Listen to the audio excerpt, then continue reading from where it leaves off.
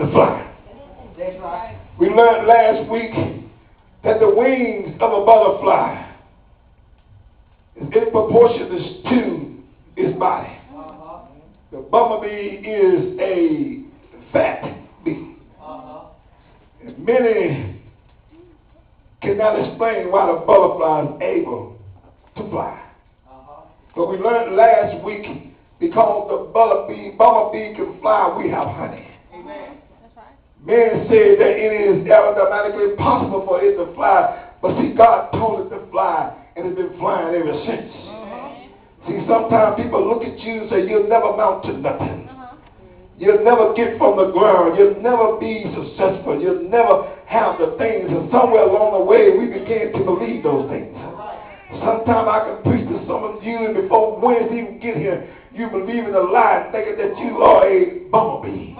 We learned last week that you can take a bumblebee and drop it down in a glass.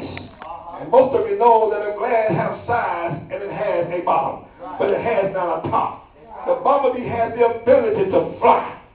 And all a bumblebee got to do is just look up. There is his escape. And he can just fly out of that glass.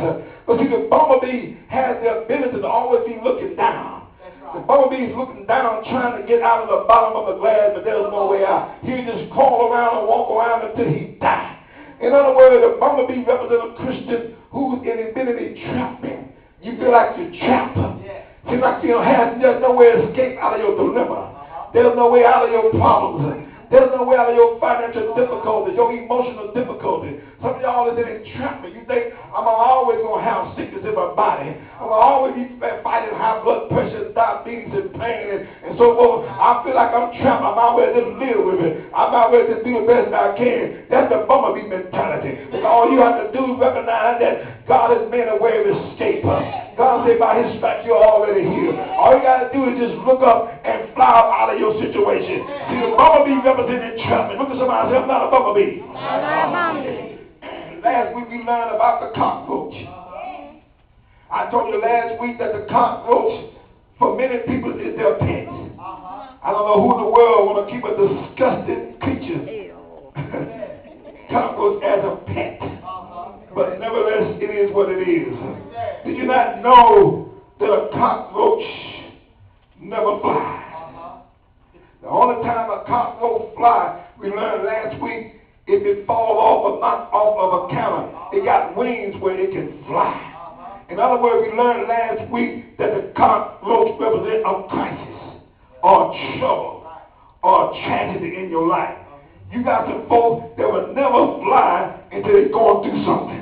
Somebody say amen. Then they want to pray, they want to call on God's name, and then they want to stand. The cockroach represent those that are in crisis, those that will not fly until they knocked off the counter. Somebody say glory. Last week we learned about the buzzard.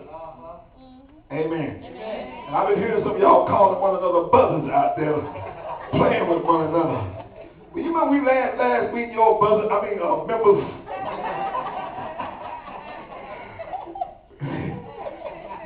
We learned that the buzzard represents imprisonment.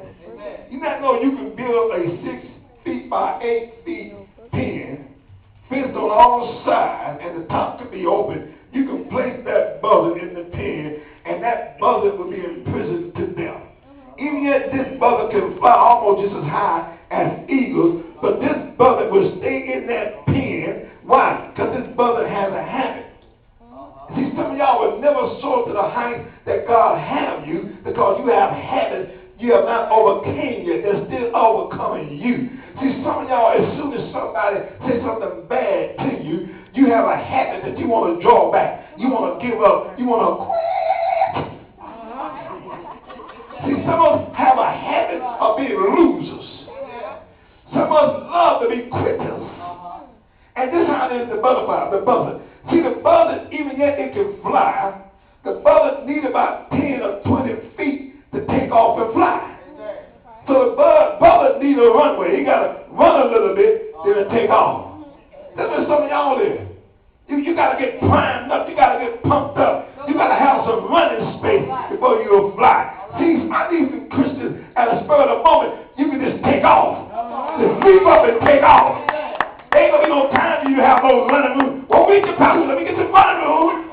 There'll be times that you're going to be in a predicament when you ain't got time to run 10 and 20 feet. I'm going to need you to just take off in the air. So the buses represent entrapment. It represents Christians that are bogged down in my habits. And Lord knows I'm your shepherd. That's one of the benefits of being a small church. I know all y'all habits. Sometimes I wish we had 2,000 or 3,000 members. I won't know everybody's habits. But when you're a small church, you know everybody's habits.